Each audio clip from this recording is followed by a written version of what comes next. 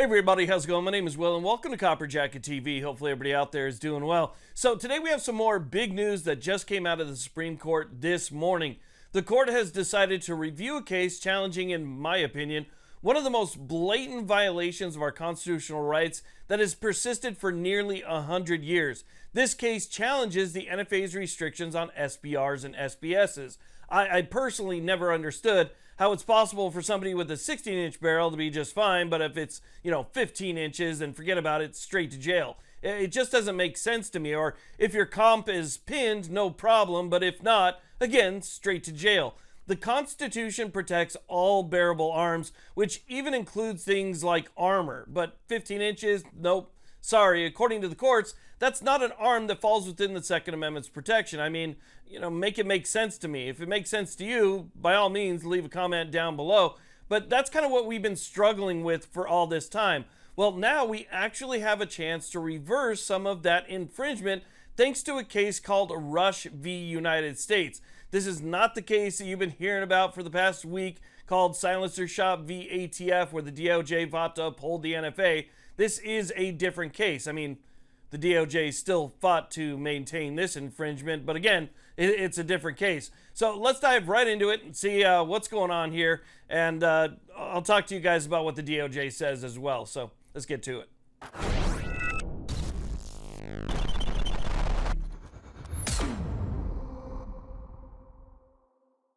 Now, whether you're new here or you watch these videos all the time, consider hitting that subscribe button. It's one of the best ways you can support this channel. It helps us get our message out to more and more people and let them know about what's going on with our rights. Thumbs ups are always appreciated, and if you guys are interested, leave a comment down below. Okay, so let's go ahead and talk about what's going on here. So, as I'm sure you all know, there's been a lot of news swirling around about the DOJ and its response to a challenge to the NFA by the SSF, GOA, and a whole coalition of other plaintiffs. But that's not the first time this supposedly, quote, most 2A friendly DOJ ever has argued to uphold these restrictions this year. They actually made similar arguments to the Supreme Court all the way back at the beginning of October in this case, which is Rush v. United States. And to be honest, the response in this case kind of mirrors their response that they had for the Silencer Shop case. My point, obviously, is fighting to uphold clearly unconstitutional federal laws is becoming a trend for this DOJ. So I don't want to hear most 2A friendly ever, because the bar was set so low that just filing a single pro 2A brief would have technically achieved that goal. As a 2A absolutist, I expect more. The right to keep and bear arms is imperative to a free society and isn't just for hunting or even self-defense for that matter. It's also about maintaining liberty and so much more. So like I said in the beginning, Rush is a case that challenges the NFA's regulation of SBRs and SBSs, but this case is a little bit different because it derives from a criminal conviction.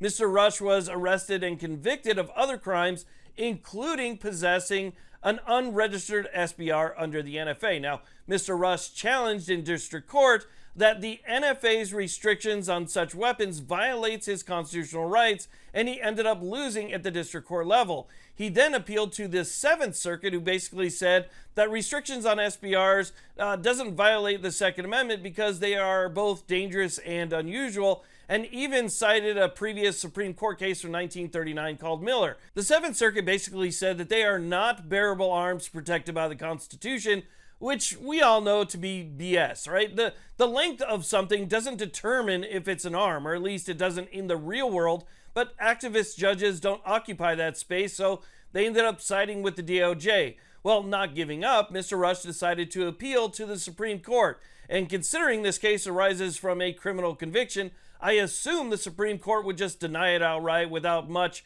if any, consideration. But to my surprise, they didn't. The Supreme Court has decided to review this case in its December 12th conference. So the question presented to the court that they're going to be reviewing on December 12th is whether the Second Amendment secures the right to possess unregistered short-barreled rifles that are in common use for lawful purposes. So December is turning out to be a huge month with a ton of cases to follow.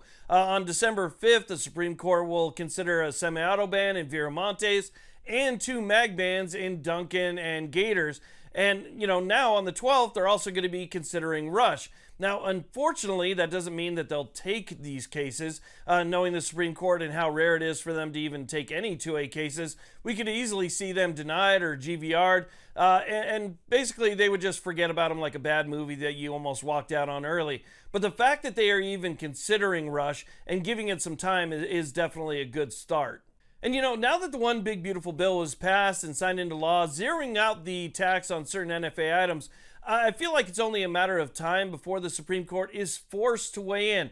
And that's because previous Supreme Court precedent on the matter no longer applies in the same way that it did then, because the terms have changed, right? The tax is gone for the end user, and even if it still exists in some way overall, the effect is different. So while I'm not sure what's going to happen here with Rush, I do think that SCOTUS will eventually, at least eventually, hear this issue. So I wanted to let you all know about that, and I wanted to keep you guys up to date on all the cases that are going to be before the Supreme Court so that you guys know exactly what's coming up from month to month.